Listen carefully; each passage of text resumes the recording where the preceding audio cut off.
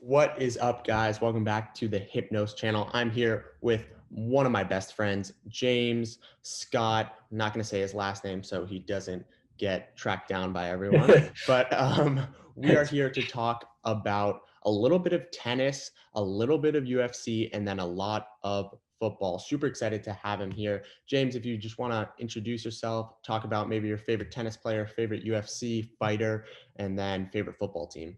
Yeah, I mean the real true OGs of this channel will remember me from C4 Gaming when we used to do Madden rebuilds.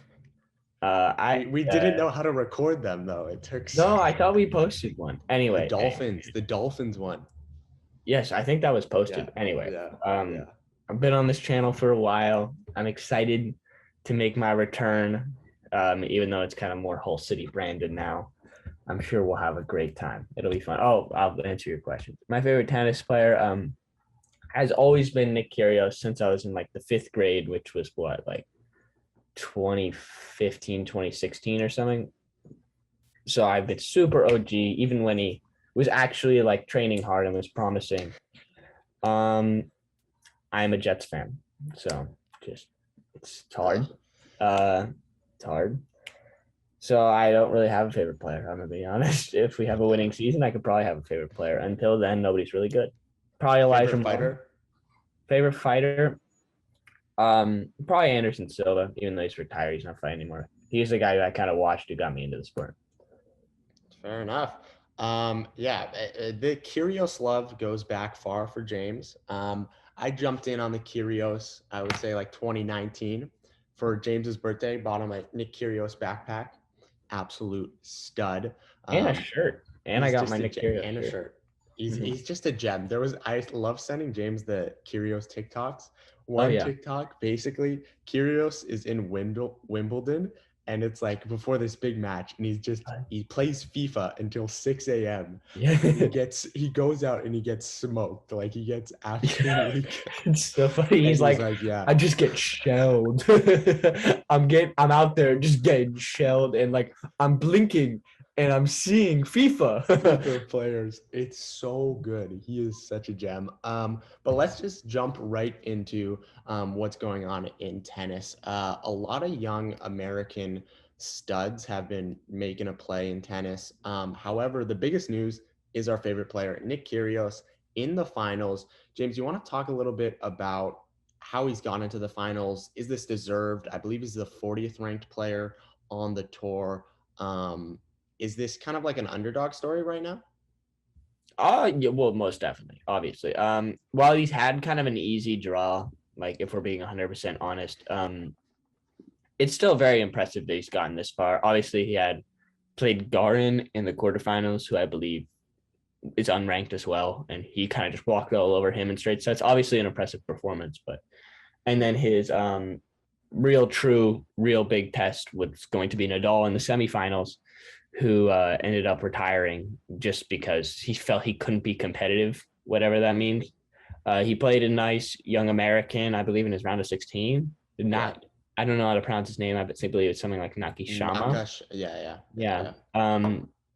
Good player, but like once again, really nothing compared to who he's going to be playing in the finals, which is Djokovic. Although, fun fact, he leads that head-to-head series 2-0. So you never know. Interesting. What I will say is interesting is the moment I started getting into it was the third round when he beat the Greek, the fourth seed in the Wimbledon turn. Tispas, right? Yeah, Tispas. Yeah, that was a big win for him. Definitely an upset. And there was like a little bit of controversy there. Oh. They got in a kind of a shouting match. He just yelled at the ref for like a solid 30 minutes, but then he came out and won. So that was very cool for Kyrgios.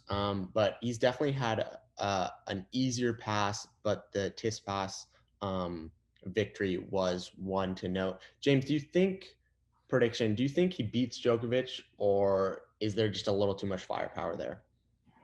Right now. Like I'm gonna be full. Djokovic is one of the greatest of all time. I'm really not a big Djokovic fan. He Why does everyone hate Djokovic? so there were a couple instances that really made him disliked. Uh Firstly, he was losing a match in like a preliminary French Open Mhm. match, and there was this little ball girl, and out of frustration, he just whacked the ball as hard as he could. I'm Yeah, assuming he I've was seen just that. trying to hit Yeah. like the wall. It Mhm. just drills the ball girl. And I think he's done that a couple times. And I think that's lost him a lot of supporters. He's pretty violent with his racket sometimes, in the sense of he'll smash a lot of them. He's like a less likable Nick Kyrgios. So, Yeah. I he's good. No, nobody denies that he's very good. But I yeah. think some people don't like his character when you compare to players like Nadal. I mean, he's in the conversation Yes. with Nadal Yeah. and Federer, who are class people as well as players. So it's a tricky group, right? You're always going to Yeah, I stay. agree. I think from like an outsider perspective, you can tell me if I'm wrong. I don't know a ton about tennis, but I would say tennis made like a focus to make Federer and Nadal like their prime figures. Oh yeah, And Djokovic definitely, I wouldn't say surprised them, but Djokovic has like just as many titles, but he's not as marketable as he is as Nadal or Federer. Federer particularly, yeah. Federer just gets a bunch of love. But if we pivot away from tennis, recently last Saturday we had UFC 276. James, overall, how was this UFC?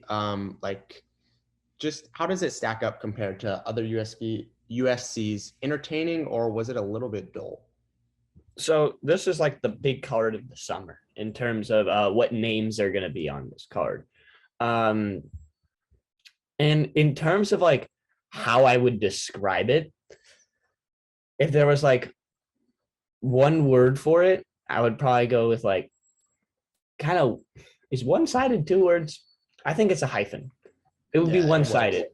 There really wasn't. While I thought it was really entertaining and I can watch anything, um, Mm-hmm. I didn't find any close fights besides maybe the Robbie Lawler fight, which was like the second fight off the main card, which was probably the smallest, like in terms of like name. That was like not a very high profile fight, but it was super entertaining. Obviously Robbie Lawler has been in his share of like barnhouse brawls, and this was just another one.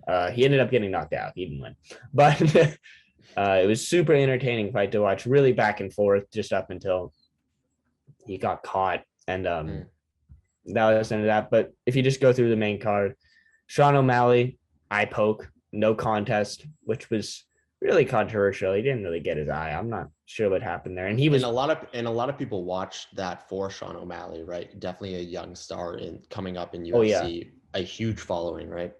oh huge. I mean, um, super controversial character. Hangs out with like 6ix9ine with Steve Will Do It, like not the best company, but he's got a big following ever since he was on the Ultimate Fighter, which if for anybody who doesn't know that, that's Dana White has like a contender series.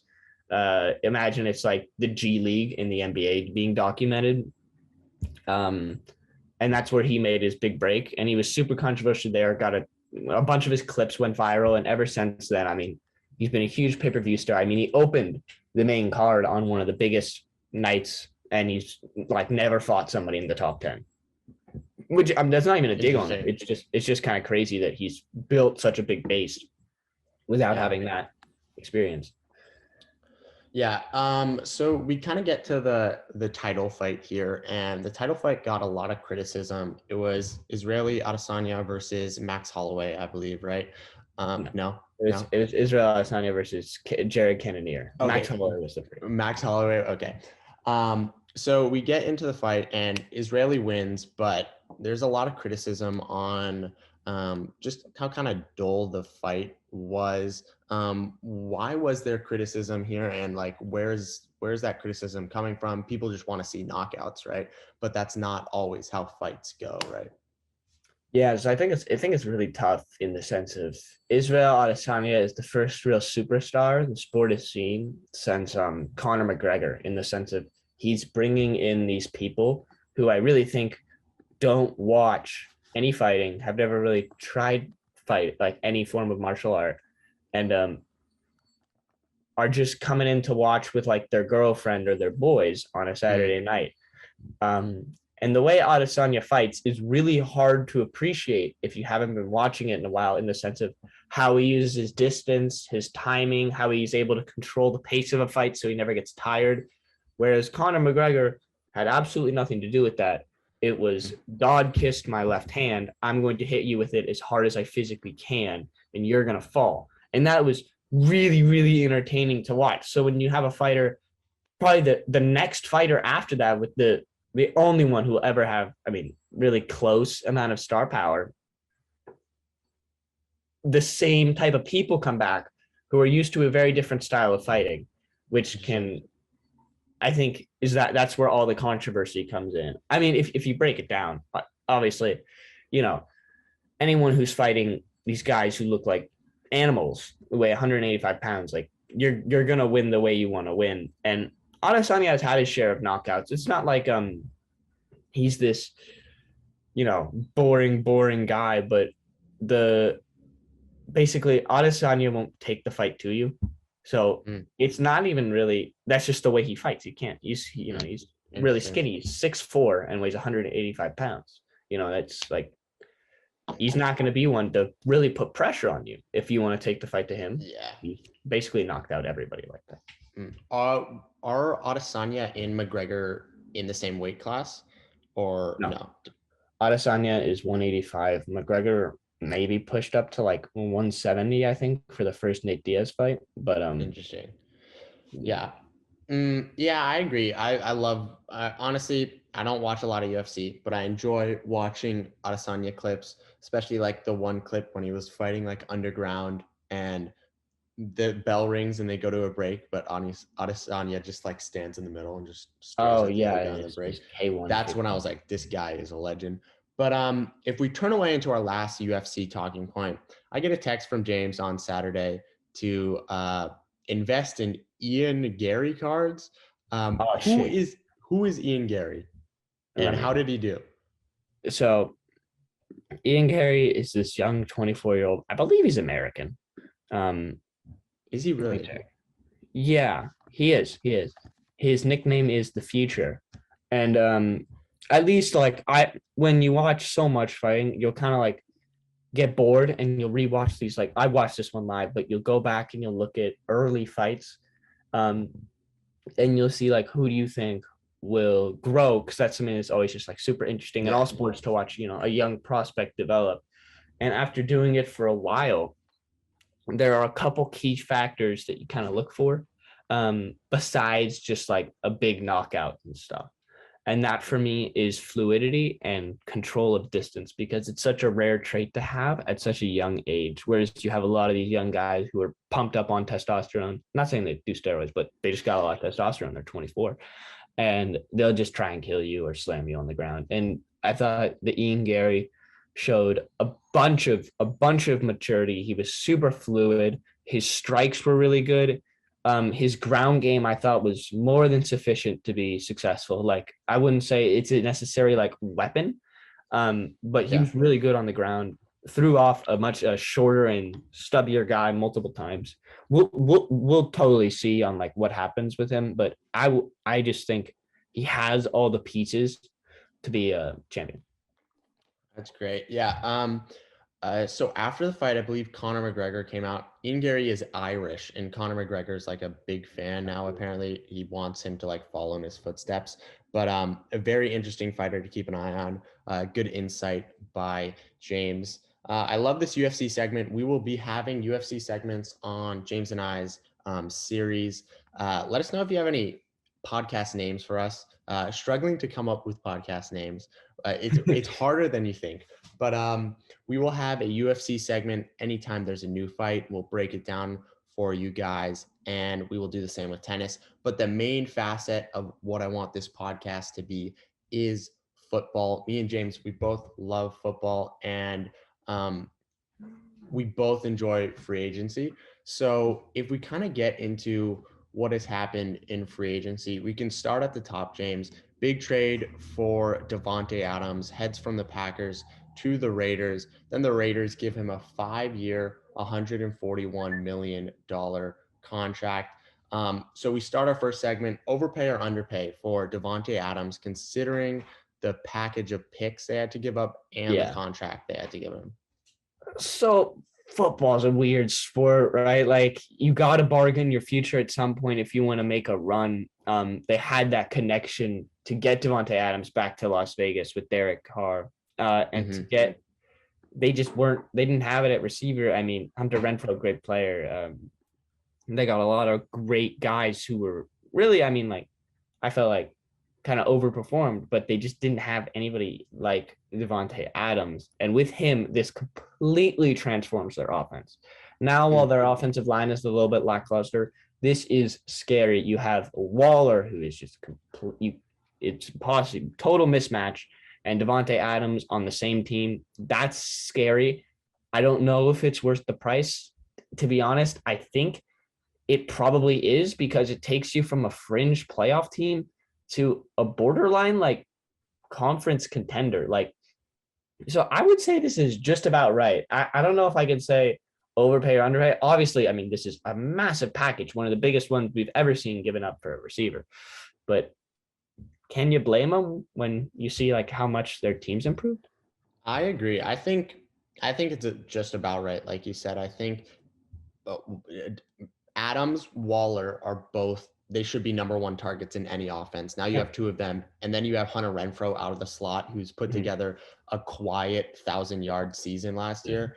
He's just very good. And then Derek Carr gets a decent amount of hate, but I do believe like he can be a Oh yeah. quarterback on a Super Bowl winning team. If Jimmy Garoppolo can take a team to the Super Yeah, Bowl, exactly. Derek Carr can definitely win it.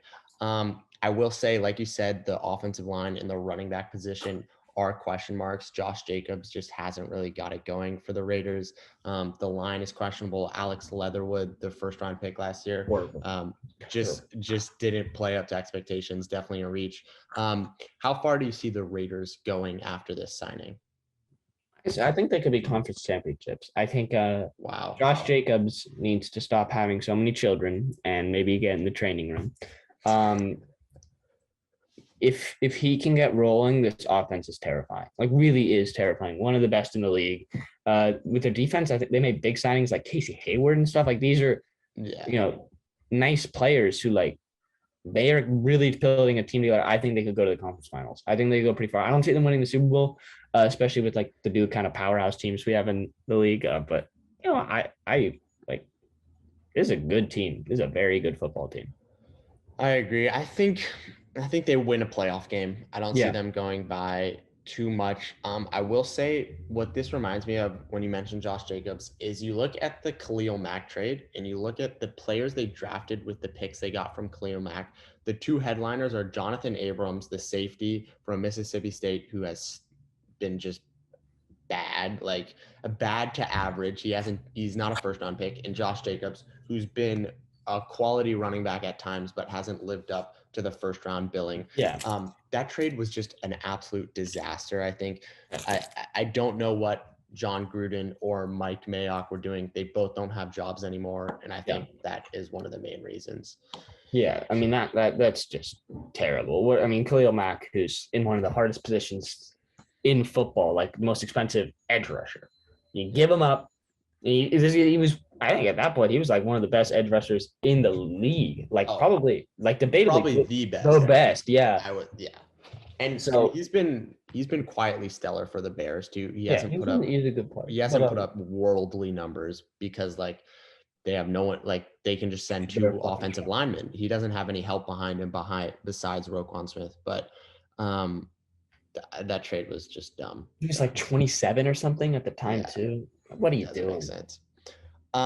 If we move on to a signing that's not as sexy per se as the Devontae Adams signing, but the Miami Dolphins, we see them upgrade with Tyreek Hill, which we'll get to in a little bit. But an under the radar signing, which shouldn't really be under the radar because Yeah, they no. paid this man a bunch of money, is the Teron Armstead left tackle from the Saints, gets 5 years. 87.5 million to become the Dolphins left tackle. James, overpay or underpay? I think this is like borderline and underpay because you look at what Teron Armstead I did with a pretty good tackle group with Ryan Ramczyk over there in New Orleans. This is a plug and play left tackle. His age is a little bit concerning, but we've seen similar. The signing that this reminds me of is when the Niners signed Trent Williams, who was super old. He was like 35. They paid him, and me included, criticized this signing, and then he went out and balled, especially for a team that could really use just something where you can finally plug and play and forget about it on the offensive line. I think this is a great signing. I love this. I'm gonna go, and for like, it's a big price. Don't get me wrong, 87 million, a lot of dollars, but that's less than 20 a year. You know, like with the modern day market with these big names, I don't know how much you can hate that. I think it's underpaid.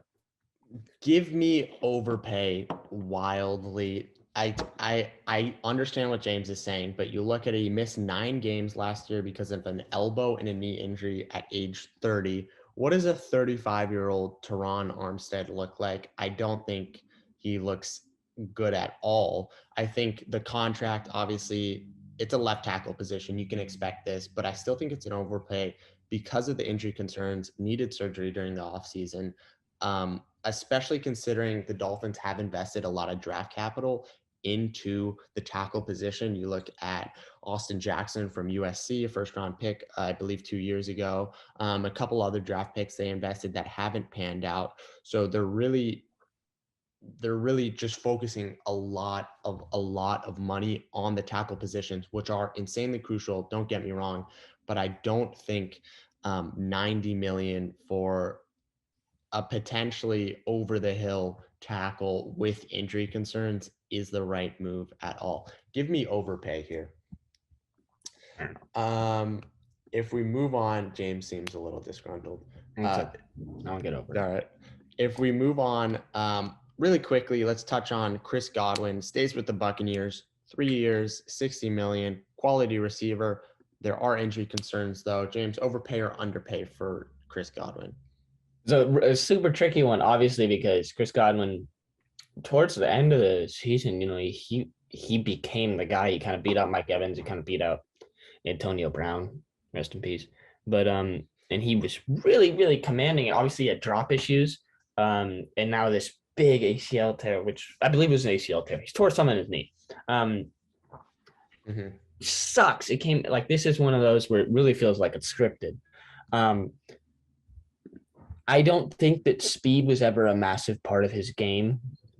He was always a really good route runner. Yeah. I hope his knee, it gets better to where he's able to plant off it and break the same way he used to. If he does, this is a massive, massive underpay. I mean, Chris Godwin's young. You get him on 3 years, which is a short contract. Ideally, you'd want more. But with the receiver market that we've seen, Tyreek Hill's contract, Devontae Adams' contract, I'm not saying he's in the same echelon, but you will have a lot of divas who will be like, fuck it, I'll go to these horrible teams. They'll pay me like that. If that's the market, I'll get paid like that. So I think he makes a good recovery from this. You know, he's young, he's got time, he won't rush it. He's got the whole off season. He's got a controversial organization, I guess, when it comes to injury management. But, you know, I'm sure Tom will help him. I think this is another really, really, really good bit of business. I think this is underpaid. Right here, I agree with James. I think you look at Chris Godwin, just the quality he has. Missed a lot of games last year, still almost put up 1,000 yards, I believe. He's just a good, great receiver. Like James said, not dependent on speed. The injury does bring up concerns, but you're not paying him 4 years, 120 million like it is for Tyreek Hill or something. If he comes out and he isn't the same player, he still offers good leadership in the locker room. I think this is just a good underpay. We're going to jump into a quick intermission and then we'll be back really quick. We will see you soon. All right, guys, welcome back after a brief intermission. James almost messed up the audio. Sorry about that. I had to cover for him, so it could have been bad. But the audio is working, and we are back getting into our favorite segment of overpay, underpay. Next free agent is J.C. Jackson, personal favorite of mine, Patriots corner who James would ridicule constantly, but is an absolute beast. goes to the Chargers, 5 years, 82.5 million. James, overpay or underpay? So I have two massive factors in this, and only two. JC Jackson being severely overrated and him no longer being on the Patriots. I like that he's no longer on the Patriots because now the Patriots have literally no corners. We have But he corners. sucks. No, you don't. He We sucks. He's have not good. corners. JC Jackson is not good. He gets burnt. He's not the best corner in his division. Not even close. He's the best corner on his team, but it's borderline. And I don't even know the other guys. Who's better? There's no one better. Yeah, no, definitely not on the Patriots. But no. I understand he gets the picks. I'm really like getting interceptions, at least for me, is never a quality I look for in a cornerback. It is always coverage. And I might be highlighting one matchup a little bit too much, but when Stephon Diggs lines up on JC Jackson, it is genuinely hard to watch. I'm a Jets fan. If you're a Patriots fan, I wouldn't watch that week, those 2 weeks. I don't know. This guy blows.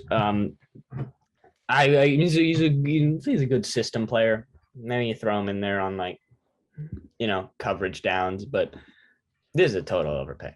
Oh my God. He doesn't know football. I don't know why I'm doing this with him. He doesn't know football. JC Jackson, undrafted out of Maryland in 2017, signs as an undrafted free agent, comes up, earns his way into the starting role, is second in interceptions in 2019 or 2021, I believe, and then he led the league in interceptions in 2020. This guy is a pick monster. I believe this is just a good amount. This is just right. No overpay, no underpay by the Chargers. I do think it's notable the Patriots weren't willing to pay him this much. This is a lot of money, especially for a corner. Stephon Gilmore, you look at someone who was a shutdown corner in his prime. He got 5 years, 50 million from us. So there was no way we were going to pay an extra 30 for JC Jackson. But I'm glad he got paid. He was an undrafted free agent. So well-deserved for JC. James is just biased because he good for hates him. I'm not saying I want the guy to like kill himself, but it's definitely that was never on the table. I have for him, I guess. And let me make one thing clear. Trayvon Diggs also sucks. I'm not one of those people who thinks JC Jackson and Trayvon. I agree. It's consistent. They both. But if you look at the metrics, Trayvon Diggs gets burned more than JC. Yeah. But Trayvon Diggs is worse. Trayvon is worse, yes. Trayvon is not good. I just think these players should really line up at free safety or be corners on like cover 6 zone. These guys should never be a man-to-man ever. Yeah, I agree. If we move on, we go to Marcus Williams, good safety for the Saints, goes to the Ravens, 5 years, 70 million. Once again, not a really sexy signing, but James, overpay or underpay? I like Marcus Williams. He's really young, and I think he gets labeled for that, missed tackle and Vikings against the Vikings. Ugh. I really have no idea what was happening there, but he's a good, productive player, man. Especially for a Ravens team that surprisingly did not have a good secondary last year. I mean, you looked at their starting lineup. Marlon Humphrey, who at the time, at least for me, going into that season, was a top 5 corner, had a bad season. You got Marcus Peters, who I thought was going to be elite, blew his knee out.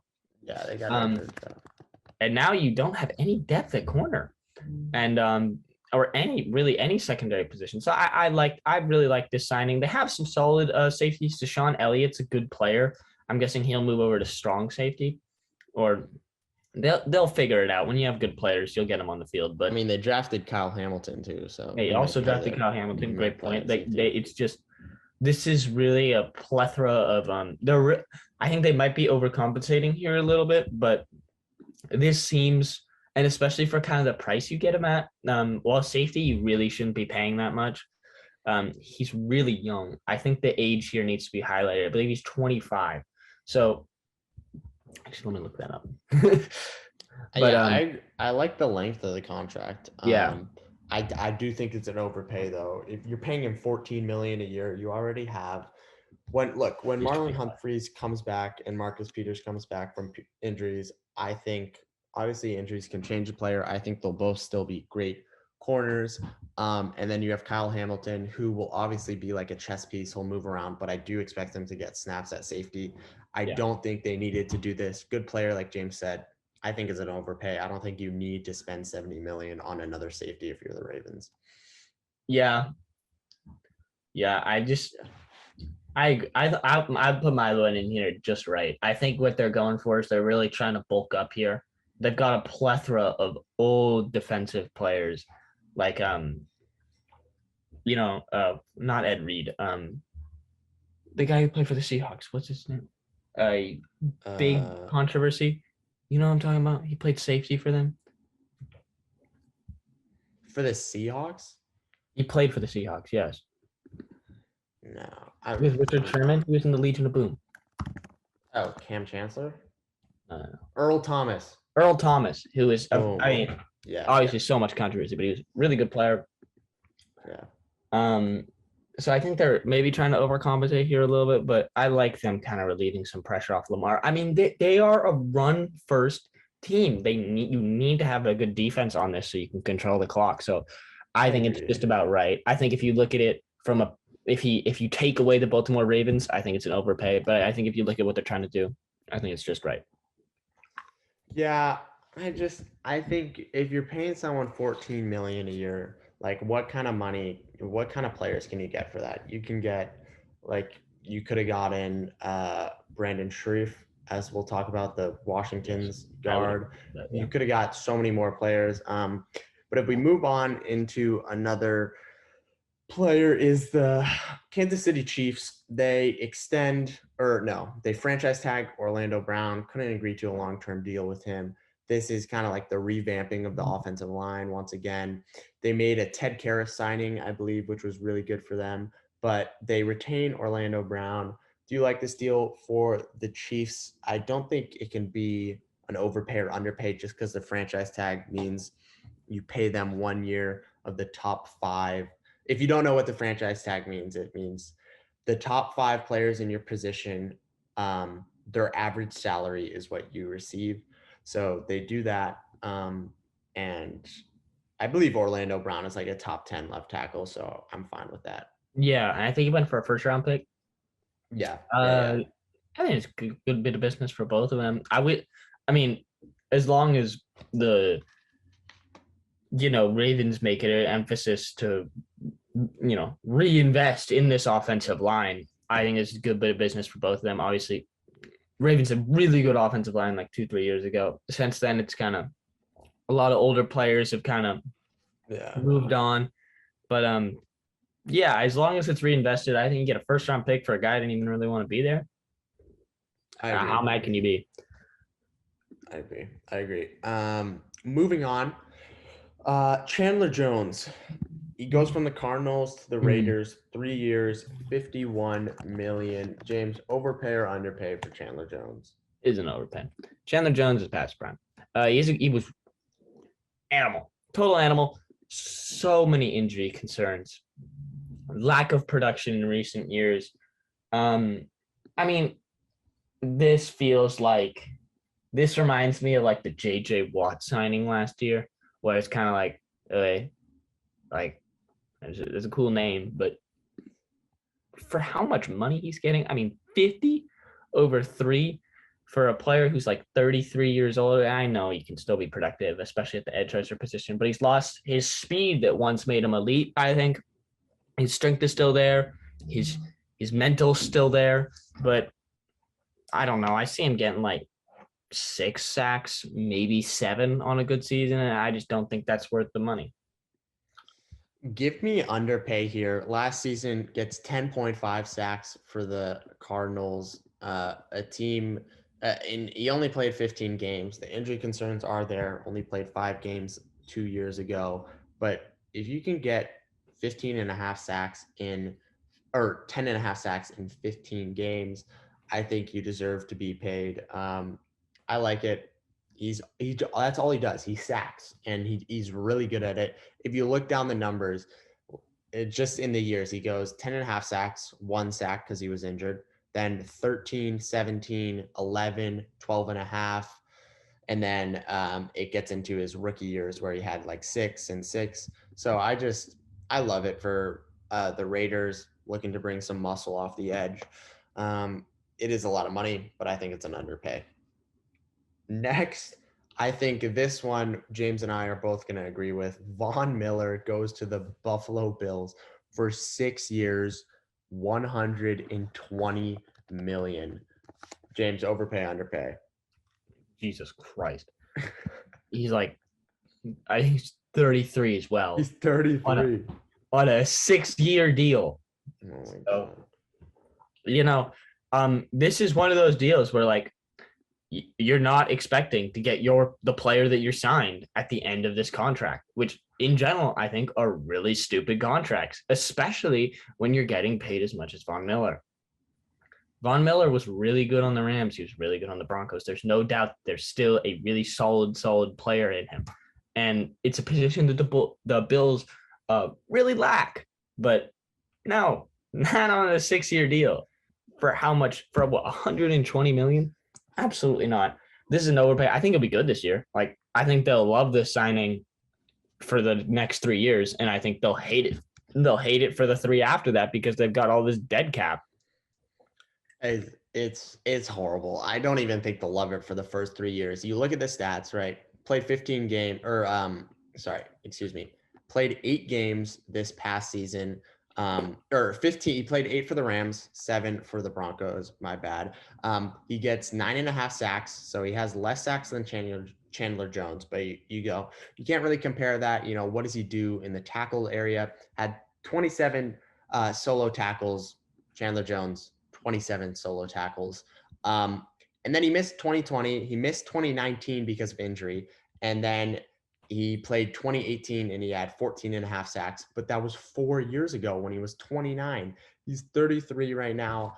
I don't get it. His numbers aren't as good as Chandler Jones. Chandler Jones is younger, signed to a lesser contract. I really enjoy what the Bills GM is doing, but this was just blasphemy. This is horrible. I don't even think they'll like it in year 2, honestly. It's a horrible contract that's going to blow up in their face. Yeah, I will say a lot of what Von Miller does is not in terms of sacks, but more in terms of pressures and his QB hits and stuff like that. So I would say in my opinion, he's kind of far and above what Chandler Jones is, who is kind of, I don't want to say a sack merchant, but that's just his specialty. So it's obviously tricky to quantify how much you want to pay Von Miller because the injury concerns, because of so many variables, but this is not it. This is not it. Not it. I agree. He does do a lot in pressures and QB hits, but it does make sense. Really quick, Jesse Bates gets a free agent tag, 13 million. We can both agree, great safety. Yeah. I think they should have extended him, but this gives them time to do that. So I think we can both agree. Great safety, right? Yeah. Oh, yeah. I think this is kind of tactical in the sense of they just came off their Super Bowl year. He's going to probably want a little bit more than he will next year. So, I mean, he's obviously a beautiful player. You have to pay him. Like, he's kind of one of those guys who, you kind of have to keep around, especially with kind of I don't want to say ragtag Bengals secondary, but definitely lack consistency. And Jesse Bates is a player who's got consistency tatted on his forehead. You got to pay him. And I think they will next year. What does excite me is in the first round, 31st pick, they go out and they get Daxton Hill from Michigan. Yeah. He was a top 3 safety on the board. A lot of people had him as their best safety. And you get to pair him with Jesse Bates. We understand the question marks at the cornerback position, but if you have 2 safeties like that back there, both young, one proven, one unproven, but just he was great at Michigan. I think that's going to help the secondary a lot. I like this. I like what the GM did in drafting Daxton Hill. We move on. We go to Brandon Sharif, a favorite of both me and James. I love trading for him in Madden. Just plug and play at the guard position. Gets 3 years, up to 52.5 million. Obviously depends on incentives. Let's just say 3 years, 50 million to go to the Jacksonville Jaguars. James, overpay or underpay? Underpay.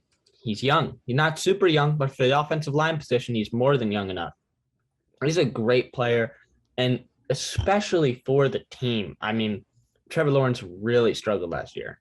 Obviously, there's a player in him. He's the first overall pick for a reason, but you got to figure something out ASAP. You got to get him help. A couple seasons like this, and he's done. So if you can go out and like not even really overpay for a guy, I mean, obviously, I don't know if we'll talk about Christian Kirk, but this was not that. This was a great signing. This is a young plug and play guard who's gonna like maul dudes. He's gonna relieve pressure. In the run game, there's gonna be so many things that Brandon Scherff is gonna do. And while I would like it for it to be a longer contract, what are you gonna do? It's the Jaguars. They're terrible. They're really bad. You don't want to go there. You don't want to play there, especially for a long time. So they played their hand right. This is a massive underpay for me. I love Brandon Scherff. I agree. Great underpay, plug and play guard. I mean, you look at the guard position, Andrew Norwell, big signing from the Panthers, absolutely horrible. He's just stunk up the joint there. And you're able to get Brandon Scherff. There are a couple injury concerns. He is 30, but like James said, 30 at the guard position is different from 30 at the wide receiver position. Yeah. So no longevity concern. There are injury concerns, but I think it's an underpay when you get down to it. Yeah. You know what?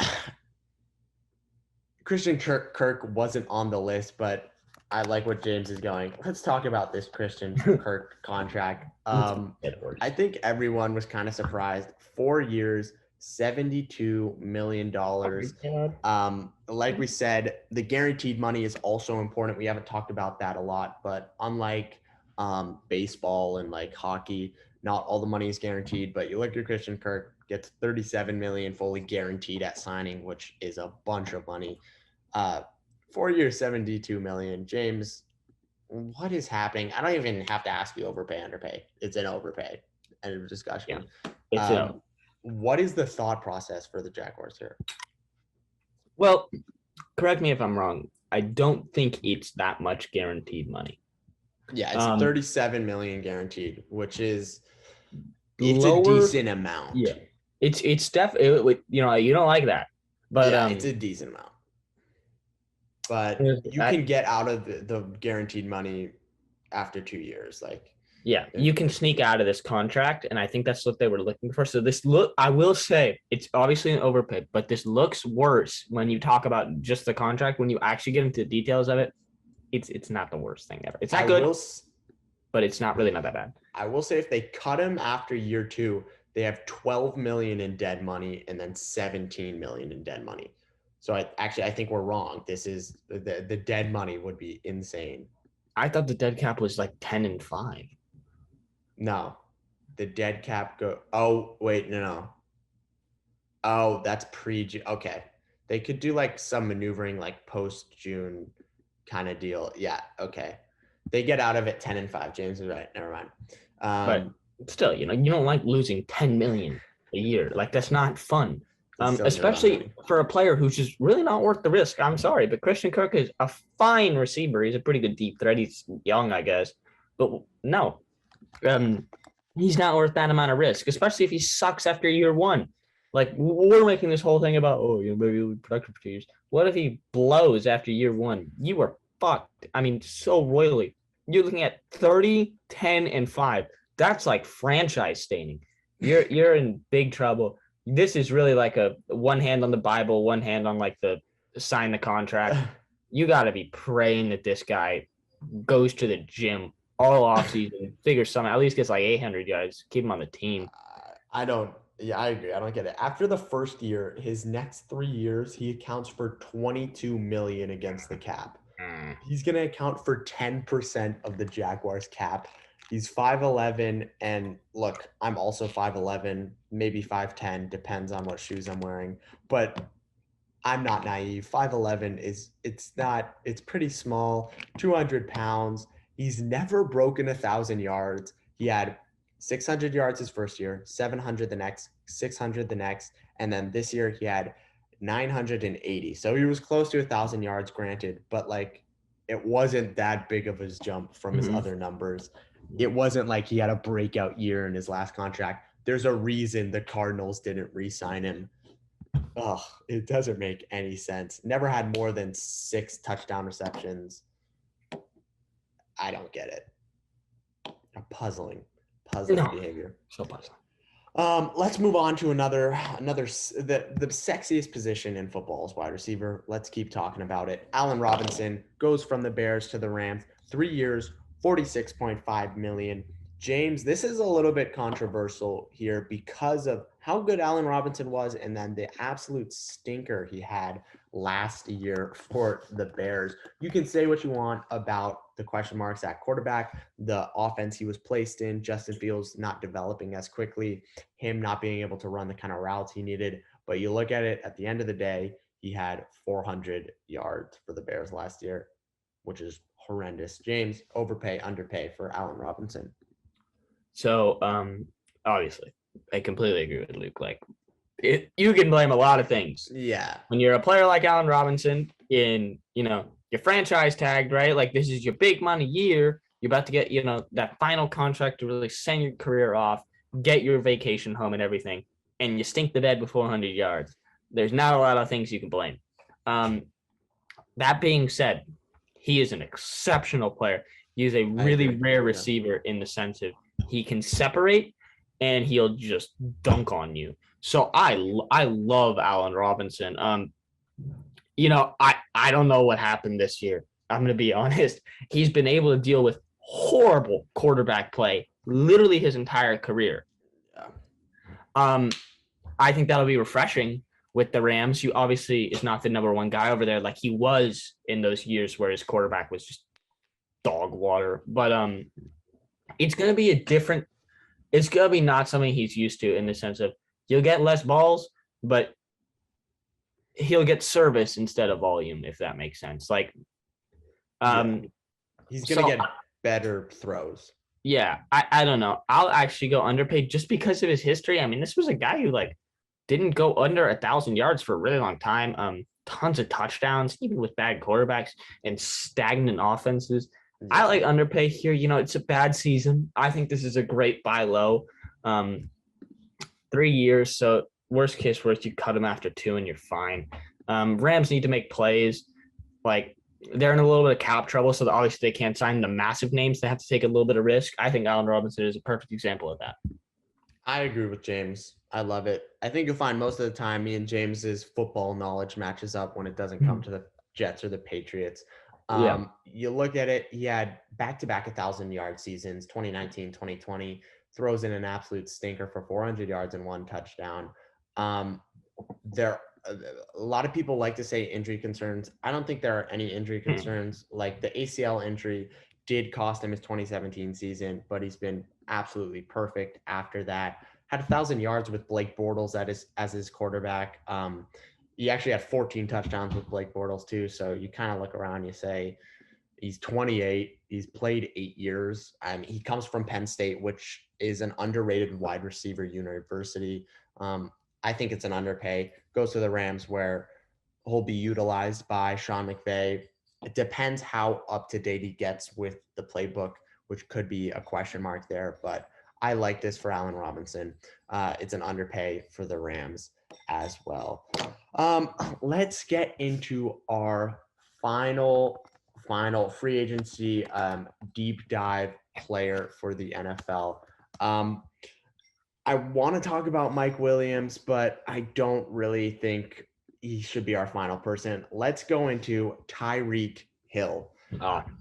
The massive trade, the biggest trade, I think. I mean, Devontae Adams was a huge trade, but I think just because of how outspoken Tyreek Hill is, his trade got the most publicity. Goes from the Dolphins or from the Kansas City Chiefs to the Dolphins for a plethora of picks, including 2 first-rounders, James? I thought it was no first-rounders. No. Tyreek Hill goes to the Dolphins for a 2020 first round pick, a second round pick, a fourth round pick, and a fourth and a sixth. You're So right. You're right. Sorry, I'm thinking of the Jets package.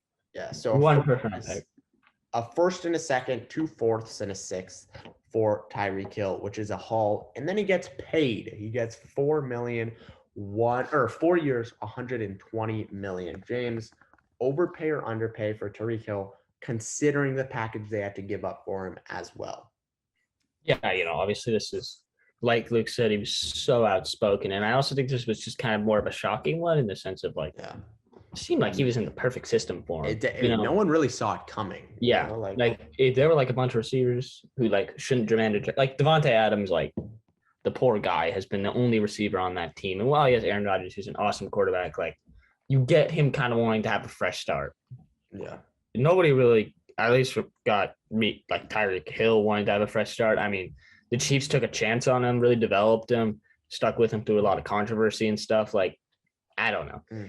That one didn't make sense to me. In terms of the haul, it's kind of hard to. Part of the haul here is you're going to have to give him a stupid amount of money. So it's like, especially after trading for him, like you're giving him whatever he wants. So you have to. You literally have to. So that was like, in my opinion, like part of the haul almost, like knowing that you're gonna like, I don't think the Dolphins thought that they were gonna get a bargain deal here. I think this is one that you kind of go into knowing you're gonna overpay, and I think you're fine with that. Like, especially you got your young quarterback, didn't have a lot of options his first year. Second year, Waddle kind of emerged and stuff. He obviously had injury issues, but now you're looking at really Gesicki as well. Yeah, this is one of the fastest offenses in the league. Like Waddle, Tyreek Hill, Gesicki, wherever he plays, he's not really a tight end, but they'll find a place for him. Like this is you have a lot of options to throw to now. I mean, obviously, in terms of numbers, this is going to be an overpay, right? Like he got the same amount of money, if not a little more, than Devontae Adams. And while I think he's a great player, I think Devontae Adams is a really special receiver, a really every down receiver. I don't really think there's much of a comparison there. I mean, I think he's kind of in a league of his own. So I agree. I think it's an overpay, but I think the Dolphins knew they were going to overpay. I don't think this is like a shocker one for anybody even. So I guess I'll go with overpay, but I think if you look at it from the Dolphins' perspective, it's like just right. I don't know. This is great for the Dolphins. This will be good for them. Obviously, I'm salty. I was a Jets fan, and he kind of snubbed us. But what are you going to do? I wouldn't want to go to the Jets as a 28-year-old receiver anyway. So I agree. I think when you look at it, you got to go overpay. There are things you got to jump into though. Contract is $72 million is guaranteed out of the $120 million contract. The biggest concern is the speed. Devontae Adams does not rely on speed. Tyreek Hill relies on speed. Is a 32-year-old Tyreek Hill going to be burning corners just like 28-year-old his? I don't think so. The Dolphins certainly think so. This is going to help Tua, but there are question marks around Tua. So this should tell you if Tua is your guy for the future. But if Tua is not that guy, then you waste this year. You draft a rookie quarterback or trade for someone like Matt Ryan or something. And you're kind of like looking around. You're like, what are we going to do? And then you're paying Tyreek Hill this massive contract. So this is a statement by the Dolphins saying they're not rebuilding anymore. The only concern is Tua that guy? Maybe they should still be rebuilding, building this offensive line, which they added Teron Armstead, like we said, but still, it's not a great offensive line, honestly. There just are question marks, but give me overpay. I like the deal for the Dolphins, everything being said, but I don't know. Exactly. Like it's one of those where you say like overpay, but at the same time, you're like, I like it for him. So you gotta like it. Yeah. He's a top receiver. Yeah, exactly. Yeah. Those guys are never going to, especially when they're moving teams to definitely a less established team. It's always going to be an overpay. You're never going to get a bargain. Yeah, for sure. Guys, that wraps it up for us. A nice start to this new football podcast. Do not forget, we will be doing UFC, tennis, all kinds of stuff, but definitely a focus on football as it starts to ramp up. We'll be coming out with some training camp videos, maybe dissect the Baker Mayfield trade to the Carolina Panthers. A lot of cool stuff we can talk about here. Thank you, Mhm. James, for joining us. I would like to say I think Sam Darnold's still a starter for the Patriots. I still think he deserves the job. Yeah, I can discuss my Sam Darnold obsession another time, but it's been a pleasure, James. Thank you for listening. Guys, make sure to subscribe, follow, let us know any podcast names. James will be joining me with this new football segment for the channel. And thank you so much. See you guys. Thank you, James. Bye.